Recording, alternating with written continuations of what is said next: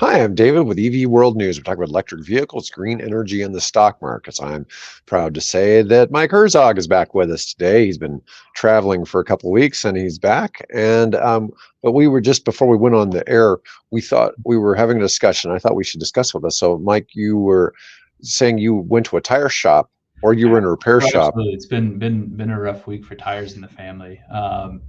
Needed to put some new tires on a old 2013 Highlander SUV.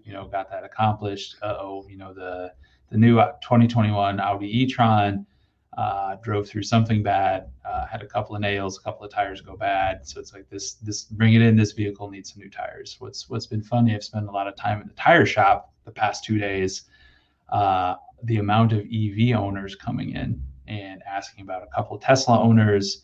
I was talking to the salesman about my e-tron. 2 minutes later, as I'm sitting there, he gets a call from somebody talking about an e-tron and wondering about tires. And where this is going is because of the weight of the vehicle, because of the acceleration, because of all of these elements, they're just chewing through tires, which is one of those unexpected elements out there. You talk about maintenance costs being, I'd always kind of assumed across the board lower. You don't have the same lubricants, you don't have the same systems that need to interact. Right. But this tire piece out there is, I've got about 20,000 miles on the vehicle, and it's saying like, yeah, your tires are running thin. You need to do something about that. So I think that's just one of those hidden fun things about an EV out there of they're going to chew through some tires. Well, now we were talking about this. So you're supposed to, on an EV, you're supposed to rotate every 8 to 10,000 miles, which is far more often than you do on a gas car. Okay. But that's something you just have to keep in mind. And I go in the same direction around the car, just keep moving them one spot. But there are tires out there specifically made for EVs. Have you looked at anything? Because Bill and I were talking about that. And we've had some people even in the comments on some of the other episodes talking about what they had done for tires. And because there are tires out there that'll go 50, 60,000 plus on an EV, but you need to buy the right tires. But you also need to be doing these rotations on them too. You don't strike me that you're probably a big lead foot on that car, so you're not doing burnouts too often. It's pretty fun. I'm not gonna lie. It's pretty fun hopping on the interstate and waiting Just see it go. boy, if I just floor it, I'm going to get ahead of everybody, and there's my merge solved. Yeah, it's that's the fun part about an EV. The kids love it. Every once in a while, you get, whoa, put back in your Right. seat. So it's not a bad thing. But no, and that's a lot of the discussion is walking through the tire salesman of like, this is what I have, this is what I looked at. He happened to be interested in EVs. Particularly the Audi e-tron. So I'm bringing it into him tomorrow because he just kind of wants to look at it too and see what's going on. But yeah, walking through those options because the system itself, so they got their little computer database, like here's your vehicle, here's how you drive, here's what you do, here's your recommended tire, road conditions, that kind of thing. Right. It spit out a weird recommendation. God, and I forget the brand, but he said, no, you're not going to believe this, but it's recommending you put this specific tire on here for your vehicle and situations and everything. Now, no, we should probably put a Michelin on this, like if you're going to have it for a while and everything, but that's starting to be factored in there, the weight of these vehicles into actually how much you're going to put wear and tear on these tires and what your expected mileage is. And it's where all the punchline is, it's lower. I mean, you should expect that you're going to be replacing tires more on an EV. I think even with proper rotation and getting the right kind of tire on there. But it was just all the faces coming. He's like, what do you mean I need new tires on my Tesla? Like, well, they run out. So Bill is 76 years old. So take that into consideration. But he's had no difference in how his tires have been between EVs and non-EVs. Oh, really? Yeah, but I suspect his driving habits are a little different too, being as old as he is. But hopefully he doesn't watch this. But anyways, I'm just saying that a little bit of that factors in as well. But I would be looking. You may want to do some searching because your tire supplier may not do the very best tires that there may be for your car. So No, and that's today, I'm shopping around on it. I'm looking around, but it's the one piece between a combustion engine car and an EV that um, doesn't go away. I mean, yeah, your drivetrain is very different, but your car still sits on tires, and that's right? the commonality between I the two. don't think they're really as much heavier than as a lot of places when we're going to get into this other article talking about this, but a lot of your cars really aren't. Even for the same class, there's a lot of the German cars are heavier than um, like the Tesla models that are similar. Really? So the Hmm. battery piece being heavy hasn't really influenced that in comparison to some of the over-engineered German cars. Okay, but let's go ahead. Let's talk about this Nebraska deal. So this is kind of funny because this article, and I'd seen some stuff on this before, but this just came out a couple days ago, and this Nebraska test suggests U.S. highways are not ready for widespread EV use. And what is it? The University of Nebraska Lincoln does crash tests, Yeah. and they've got their own Nebraska Transportation Center. Here you see a Rivian R1T running into a crash test barrier. You see it looks like a Tesla there in the background. That's it looks like a Model Y that's been mashed up. So they apparently spend some money and destroy destroy EVs. This Yeah, is I had a, you know what? I had a friend send me this article and she said, "Hey, you should talk about this on that podcast you do." And it said, "That's a great idea. This is right up our alley." tell her that's appreciated. We Yeah. always looking for good topics because this is something a little different than what we've covered before. Well, and it's as you mentioned, so this crash test lab, it's pretty nationally prominent, even internationally prominent. I know some of the barriers that they use in NASCAR races or Formula One races have been developed at this space through the university. So University of Nebraska is just kind of in our backyard, but yeah, they buy some cars and they smash them and see what happens. So this article is, I don't know if it was news or not. It was kind of interesting. It's the end story is the people inside the vehicle they feel would have been safe at crashing over 60 miles an hour into one of these barriers. So good for you, Rivian and other electric manufacturers. But the barrier got pushed back farther than they were expecting it to. But the rest of the article kind of said, well, yeah, that things seem to be in tolerance. Things seem to work the way we thought they were going to, and we crashed them. And yeah, maybe we should reevaluate a couple spots, but Now, in all fairness, yes, they tested some of the vehicles they're considered to be the safest. The Rivians and the Tesla. Well, the Tesla Model Y is considered to be the safest vehicle made, and we saw that in the background, even though it may not have been what they used in this. But the Rivians are considered to be ridiculously safe as well. Now, we saw those cases where that guy tried to unalive himself and his family by running off a cliff, and they fell 150 feet, and everybody survived in a Tesla Model 3. And then we had the Chinese people the Chinese woman was driving with 4 people in the car, and the vehicle went spinning in the air. She got it airborne, and then it landed, and everybody was able to walk away from the accident. And it just shows that EVs are built to a different, they're not like a regular car. They're built safer. But the other thing is, these accidents would probably be very difficult to replicate without turning off all the safety features in the car. right. I Because mean, the EVs are designed not to do that. to not do that, to have that sensor that say, yeah, you're going awfully fast and you're heading towards that wall, like divert, Yeah. slow Yeah. down. Divert or stop. Yeah. Yeah. Yeah. And, the idea of these guardrails is to prevent somebody from killing themselves if they fall asleep and run off the road. But if you fall asleep while driving, most of the high end EVs they're testing, the car will just keep on going down the road to your destination. Yeah. Yeah. And if something gets in the way, it'll slow down and stop so it doesn't hit it. So it's interesting because the tech in the EVs, now, this isn't necessarily the same like you're driving a Nissan Leaf. Mhm. Okay. But the cars they're testing are higher end, heavier EVs with large battery packs, things like that. but they're saying in here 19,000 people died in crashes where their vehicle left the roadway in 2023. Now, a lot of these cases, the people may have been drunk, they may have been falling asleep or whatever, but these are things that EVs are designed to help you not have happen. Yep. And so I Yeah, find this kind of fascinating.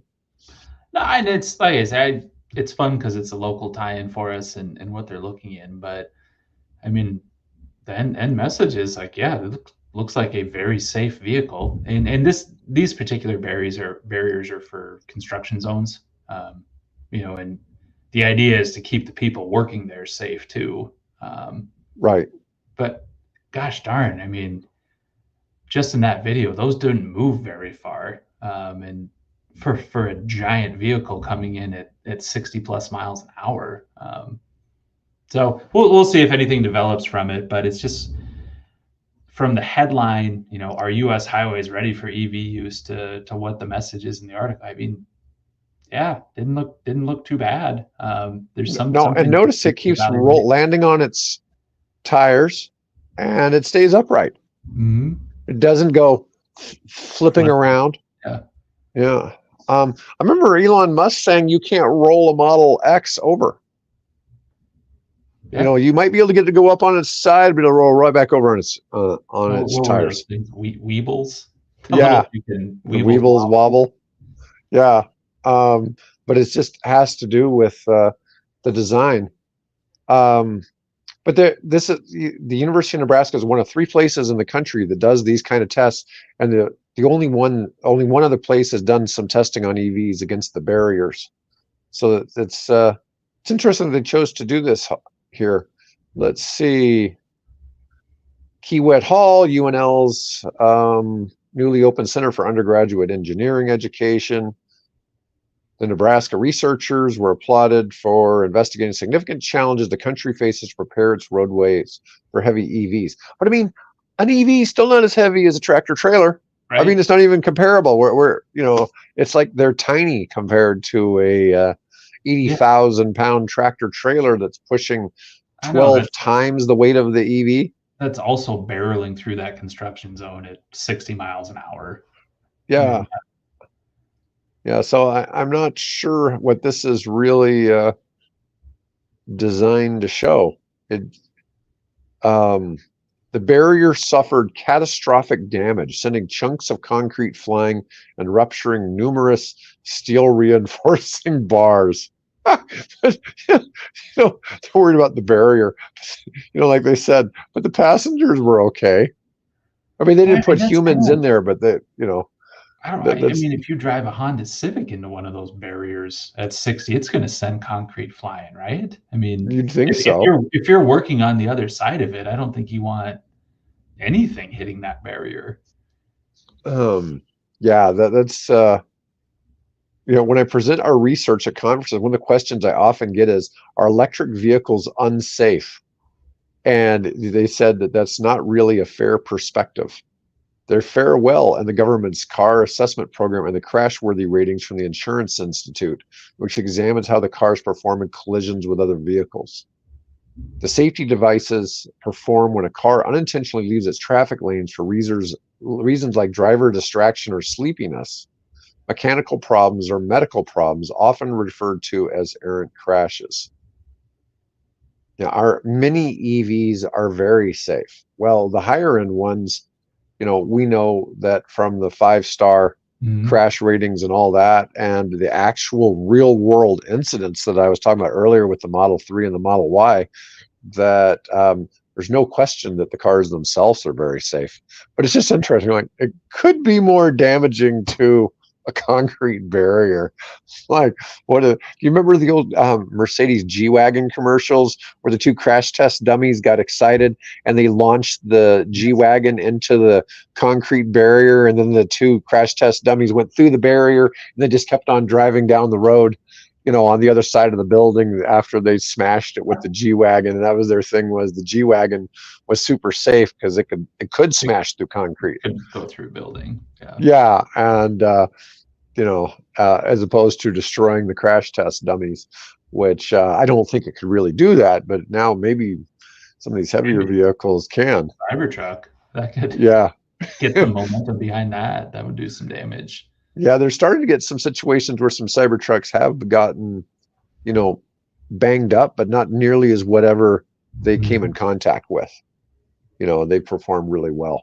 So my next article is a little telling, and this is about a gas car. This is about Nissan. So Nissan, this is according to Reuters, Nissan cuts output at a top Japanese plant. Now, the article is talking respectively about the Nissan Rogue. And so they're going to cut their Rogue production in Japan by 25,000 vehicles. The explanation is the recent upswing in demand by U.S. consumers for hybrids as enthusiasm for around EVs has cooled. Well, one of the problems, Nissan makes zero hybrids in the United States. Mhm. So unlike Toyota, that's gone heavy into hybrids, Nissan has skipped that. So Nissan does have the Nissan Leaf. They have the Nissan Ariya, which is an SUV, and the Mhm. so they've sold 1 million Nissan Leafs in the United States. I mean, they're big Yeah, yeah. in that With the space, so first. that you Yeah. can't ignore them. But they really have done. I don't know if I've ever even heard of a Nissan hybrid ever.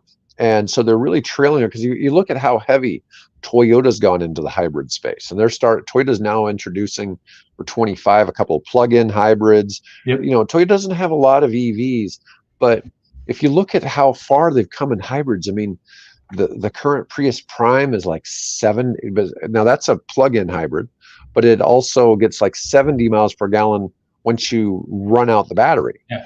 And then the Toyota Camry, the hybrid, is getting like Camry's 44 40. mpg. Yeah, it's 40, mid 40s. The Sienna's The Sienna mid hybrid, 40s. what we talk about, the 2 years to order one of those damn things are Yeah. so popular.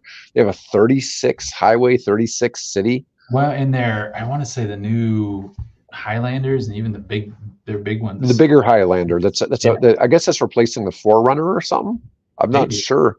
I, Anyways, it gets 35. yeah, it's crazy. It's crazy what they've done. I was telling Bill I saw a new Toyota Crown, which looks like kind of a crossover. It looks like it replaced the Toyota Avalon. So it sits kind of in the dollar price range where the Avalon would have sat, which Mhm. was above the Camry. And it looks like it gets about 38 or 39 as a Yeah, hybrid. that's cool. Um, yeah, I saw one of them for the first time down in Bellevue about a week ago. And but I'd never even heard of it, but it's I something. haven't heard of it before. I Yeah, certainly I think it may be a 220 as a 25 model. yeah. So, anyways, I'm just saying Nissan is kind of missing out on them. Their Rogue has been kind of a popular SUV, but the problem is in that price tier now, you've got Hyundai with their plug-in hybrids. They've got the Santa Mhm. Fe's and the Tucsons, and you've got Toyota with all of their hybrids. Almost everything in the Toyota lineup is a hybrid now. They It pretty is. much, They are really moving into the plug-in hybrid space. yeah. I think it's rolled out a little slower than I thought it might, but I think just about all of their vehicles are going to have a plug-in hybrid option here in the next couple of years. Well, you look at this. We're in the electric vehicle space, but look in the '90s. GM came out with the EV1. It was the first mass production. Mhm. Well, it wasn't really super mass, but they only produced like 1,100 of them. But that was the first EV. It was super premature. So, in fact, I think Yeah. it came out before they even had good quality lithium-ion batteries for EVs. Okay, so then after that, you had some things with some hybrids like the Toyota Prius, and you had one of the Hondas. There's just a couple hybrids came out. There wasn't really much, Mhm. but from 2012 to about 2019, you had things like the Chevy Volt. These was a plug-in hybrid. You had that Cadillac ELR. You had something called the Ford Energy.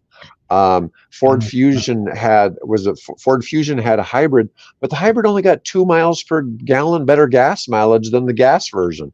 Why would you, for a 10% increase in gas mileage, why would you want to pay a few $1,000s more for that drivetrain? It wasn't that like groundbreaking or I save think the it was, I think earthish. it was Honda got in trouble for that, where it's their hybrid mileage ran out of steam after a couple of years or 10,000 miles or 20. And it was like, this is basically just a Honda Civic now. Like they Yeah. had some issue with it. It just over time it really lost that functionality, or became much less efficient in actually operating the thing. Well, technology just wasn't there. And Yeah, so there was all these cars that were like discontinued by 2018, 2019. And now some of these manufacturers are starting to get back into that space because now there's actually, there's more movement towards that transition. yep. And there was a lot of like early adopters on some things and I that. was looking at number of models available in the U.S. Over the past 5 years, and it was surprising because the plug-in hybrids 2 or 3 years ago like took a huge dip. Yeah, they disappeared. Popular then to 2022, 2023, like hardly any models available, and now it's going to ramp back up. But it was just one of those. I had to look at it a couple of times. And say, is that real? I would think those would be more popular as kind of that entry step or interim step in EVs, but they just weren't Yeah. selling and weren't popular. So But now they're coming back. the most popular type of car to buy in the United States is an SUV, right?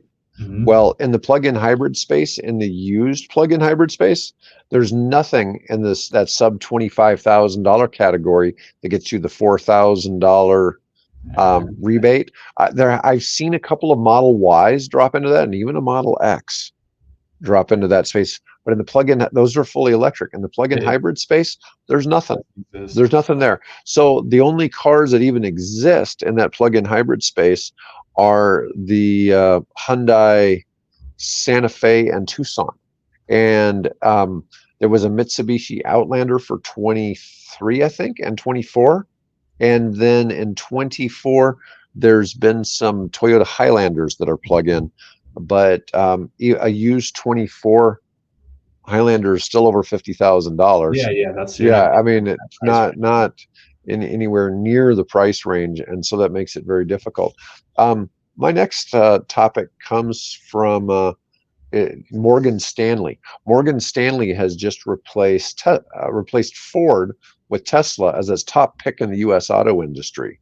It says robotaxi expectations are too high. I'm not as big on the robotaxi thing as I am on the self-driving.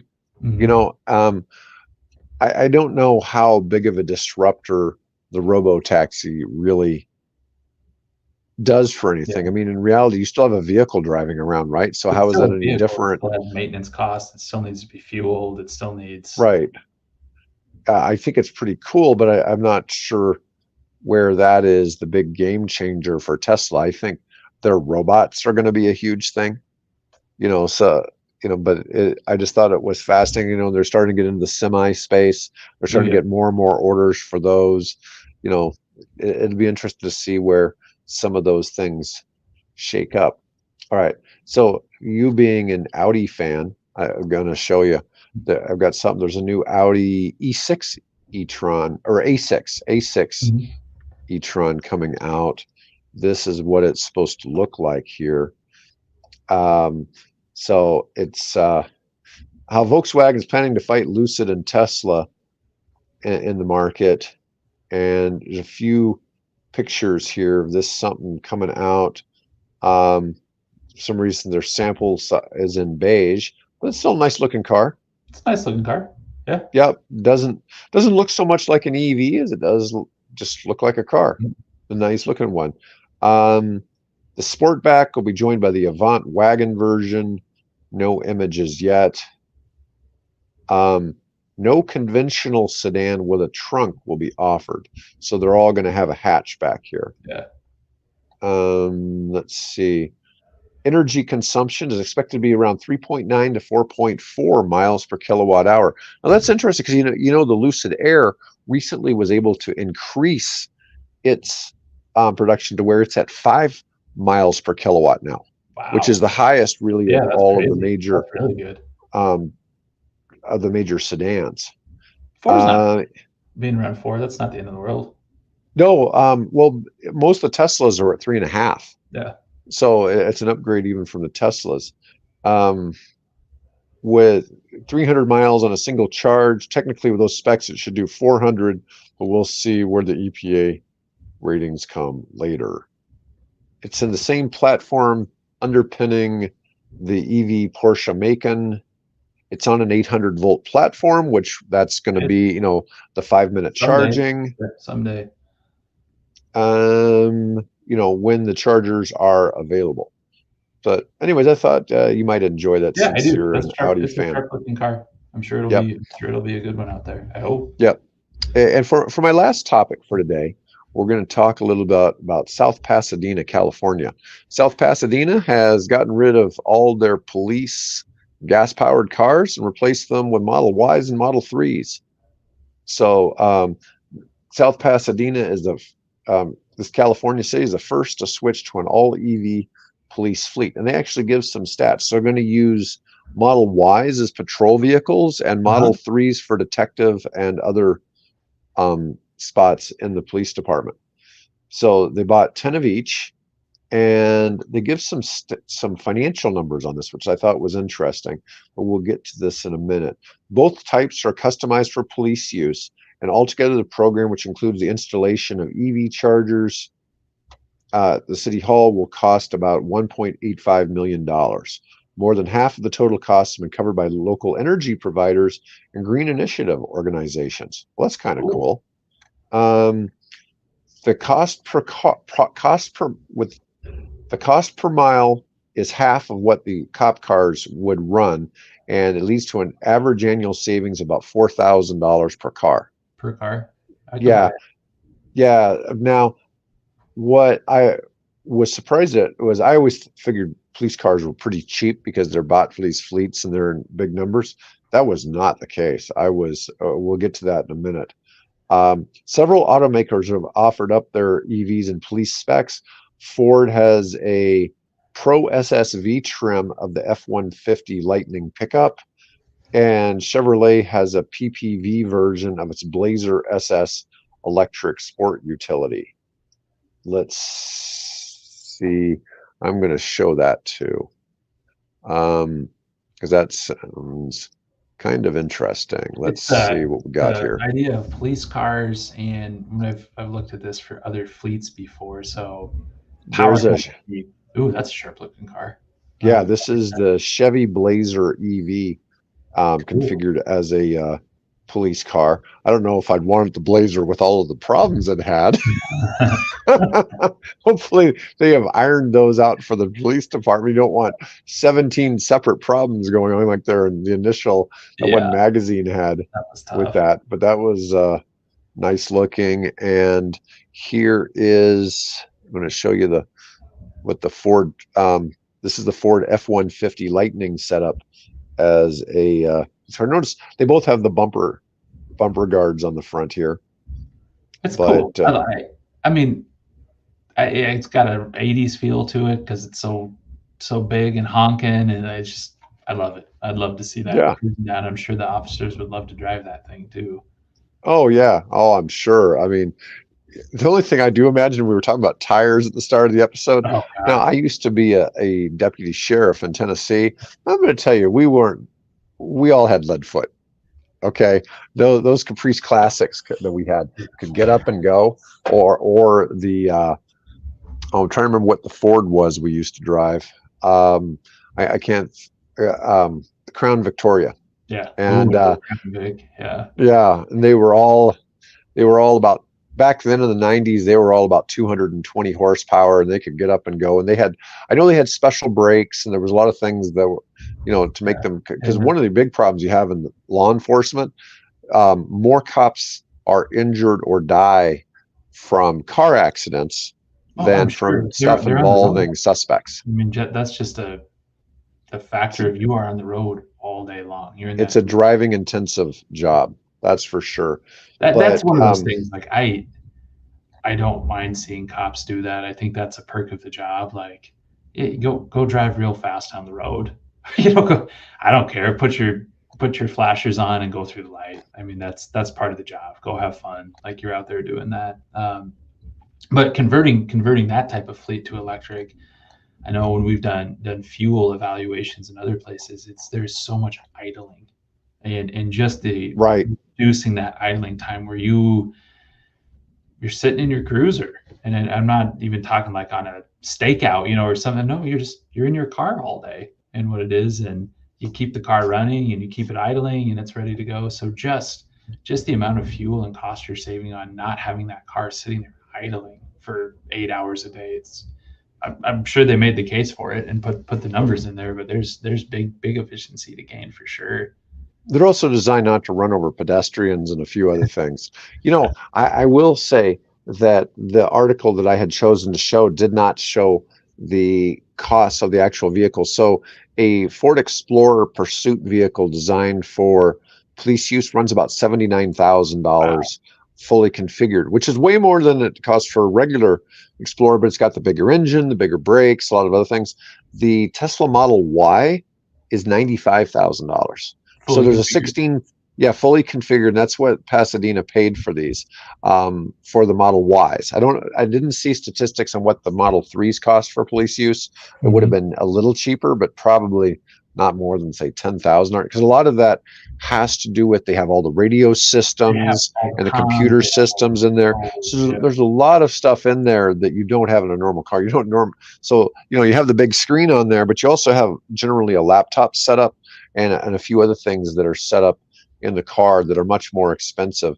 But so they were $16,000 more than the Explorer, $4,000 a year less, but they're expected to last for years longer because normally you pull one of these out of the fleet, if, of an Explorer, you'd pull it out after about 5 years Yeah. out of the fleet, and they're going to be able to run these a lot longer because the EVs just have a longer lifespan. So that's a plus for them too. But anyways, that's pretty much all I had today. I thought the police thing would be kind of cool That's to, cool. I like to see that because it's somebody proved the numbers out. yeah, And that's a path forward to more people doing that. If we crunch the numbers, it actually makes sense financially for us to do this. And they're a yeah. safer vehicle. Good luck trying to outrun one of these. Yeah. Unless you're in another Unless you're EV, in one. Yeah. you're not going to outrun one. Um, so that I thought that was kind of a cool thing to end with today. Anyways, Mike, thanks for being on here. Everybody, thanks for watching. A little bit shorter show. We only went 32 minutes, but that's okay for today. Get back on with other stuff. Anyways, Mike, I will see you back here next week. Do that. Take Okay. care. See y'all. All right. Thanks.